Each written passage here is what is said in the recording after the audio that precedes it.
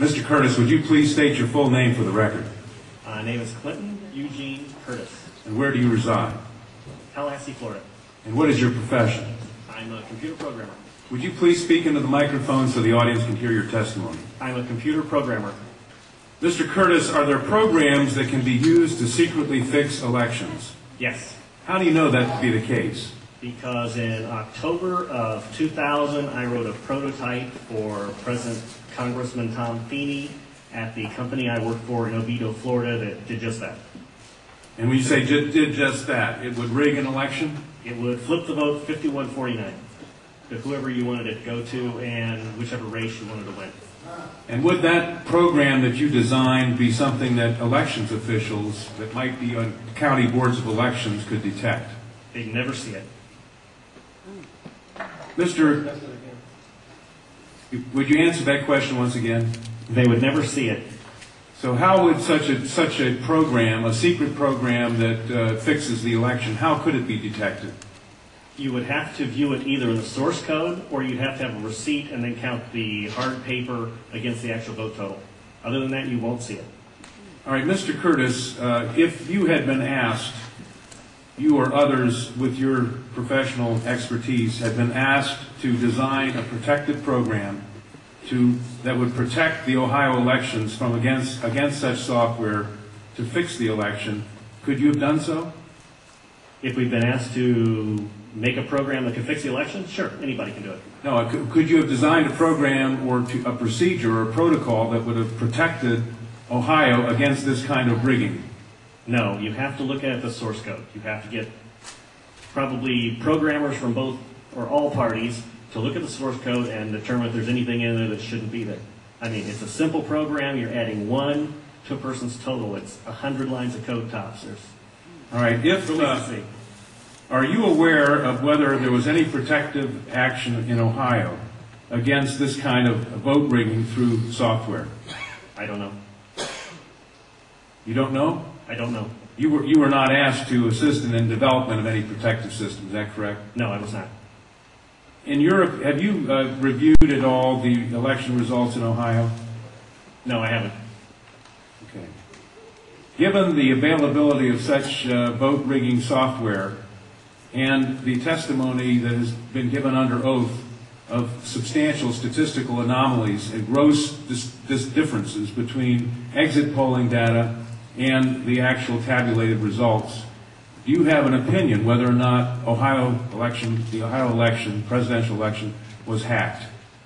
Yes, I would say it was. I mean, if you have exit polling data that is significantly off from the vote, then it's probably hacked. And your testimony is under oath? Yes, sir. And the testimony you've given is true? Yes, sir. Who did you say you were asked to prepare?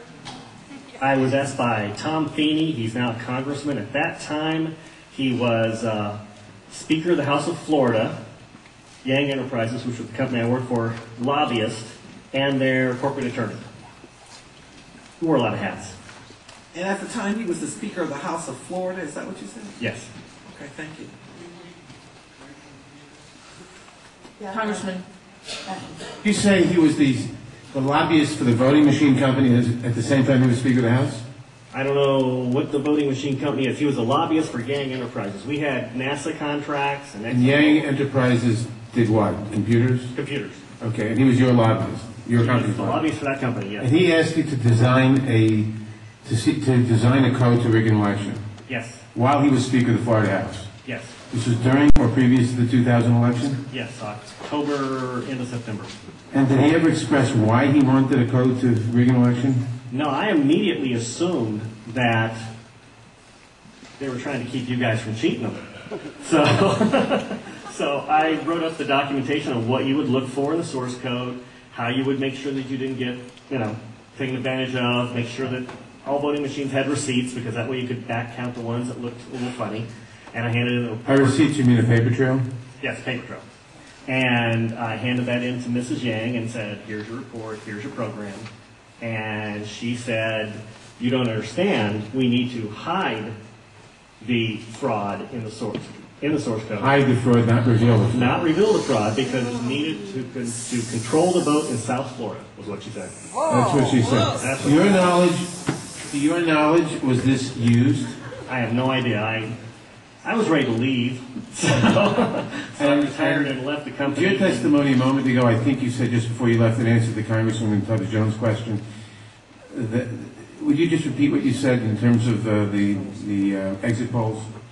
Oh, the exit polls should not be significantly different than the vote. And if they were, you would conclude what? I would conclude someone's playing with the vote. Not with the exit polls? That's possible too. Okay, I was going to ask why something is definitely skewed. something is skewed in one or the other or both. Right. To select which one, you'd have to see where the problem is. Let me ask you one further question. Assuming for the moment that such software, that's what you call it, such software to rig a vote was used in one or more machines in Ohio or in Florida, could you today detect that if you looked at the source code? If you could get the machines and they have not been patched yet, I mean, once they get in and touch them, anything can happen. You can also set timers to do that, but then you see the timers. Then you'd have to take those machines, decompile them, which I couldn't do, but possibly a Microsoft, an MIT, something could do. You might be able to see it. You might. Not necessarily. Depends on how good they are at destroying what they had. Destroying what they had by tampering with the machine afterwards or by programming a destroy instruction in the first place? Right, because since you didn't... Both, either or both? Either or both. You didn't actually see what's in there, so you don't know if the code is running in a single executable or running in various modules. If it's running modules, you can make the code actually eat itself. Let me ask you one further question. I've been told that people who assume that lots of the election results, or that a large fraction of the election result in any state may have been affected by deliberate fraud in the computer, are paranoid because in order to do that, you'd have to have access to thousands of machines, and that would be readily detectable. To what extent is that true? It depends on the technology you use. If you did a central tabulation machine that fed in, all you'd have to do is set a flag. You set a flag, the central tabulation machine would then flip your vote. So